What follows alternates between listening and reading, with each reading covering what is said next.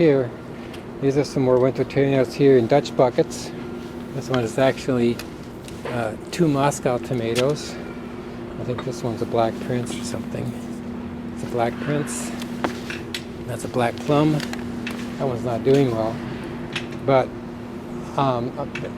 all the winter tomatoes that I do are determinate tomatoes. They say they're indeterminate, but they grow up to be like 5 to 8 feet tall. So what I'm going to do with these is, exfoliate them on this fence as they grow up.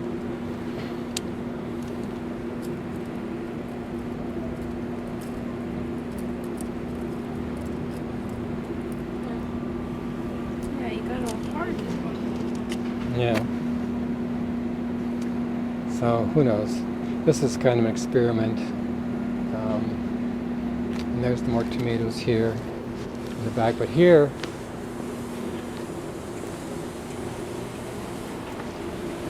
this is the circulating system I built. This is half of what they call an A-frame system, but you can just tell from looking, lots of plumbing, lots of work, and you do have one of the problems is the sun shines on the tubes and make them too hot, but also when these plants start to get a lot of roots, then they start to clog the system, and this is literally falling apart because of the weight. You can see I had to block that up. So that's why this is going away. That actually started to come apart down here and tilt back more. But I've had problems like if it overflows, the reservoir will empty, then the plants, there's still some water in the bottom because of the way this is set up. And they can withstand being shut down. So you're pumping it up here, and then down, and then down, Yeah. and then down. And then it drips down.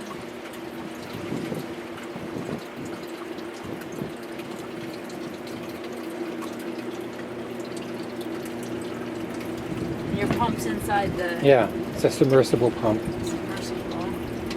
Oh, that's pretty clever though, really. Yeah, well, I learned valuable lessons from doing it. It's, this is quite productive. And I was saying, it's like, there's a few people here that clip off this, and, these 5 plants or whatever are way ahead of what they're actually using. So when I put that other system up here, I expect I'll grow some basil clumps down here as well. Oh, these are nice heads. Yes. And they just, pick leaves off. And You got 2 in a cup. yep. So, it's a good idea. Yeah.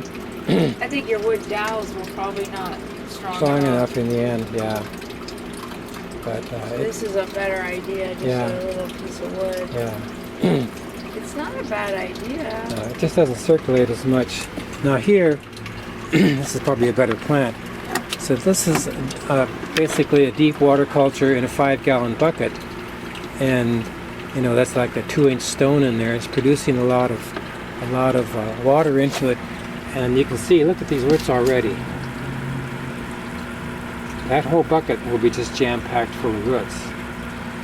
And this has only been in here about a month, and not even that. So this will produce quite a bit. And under here is a 100-gallon aquarium pump. And these plants are to come, as you can see. So that's what you mean by 2-inch stones? Yeah. Now, do you find that some of your stones fall apart? Not really. I had one that did fall apart. I've had stones fall apart. Yeah. So I wouldn't be surprised. I turned to the discs because I like the disc better. So this is just the start of the system without the nutrients. Yeah, it's going to replace it. Yeah, and so this is only going to have 2. I had 6 buckets. That was too crowded. And then the other thing I figured out, and you can see that over here. See that little valve? Okay, so what I was finding was that they weren't balanced, and this one is a linear system, and even though those 2 tubes are exactly the same length and the hose is the same depth, they're not balanced. So that's where the valve comes in. What I'm going to do here is, in these 2 buckets, I'm going to put a valve on this outlet here because of pressure drop. This one's going to go away at the end because there's only going to be 2, and I'm just going to pinch this off. But I'll put a valve on this one to get them to balance the flow.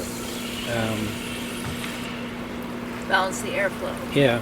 And it makes that much difference. Makes a huge difference because last year what we were doing over there was something called cracky, which is a non-circulating, and the idea is you fill nutrient solution up to a level and you leave several inches at the top for them to breathe air. But that didn't really work very well. We just had ridiculous amounts of foliage growing off these a couple of months ago, and it was like, 2 months and it was going crazy. So, and these, I may take suckers off. I haven't decided. I may experiment with letting the suckers grow out, but yeah, we have these 2 fruit trees, and they brought this one back part ways back, and this one was really torn up by rats and stuff. But here's a case where you recycle. Like when I replace the fluid in those buckets over there, it goes into all these plants, and this one is doing a nice job with lemons.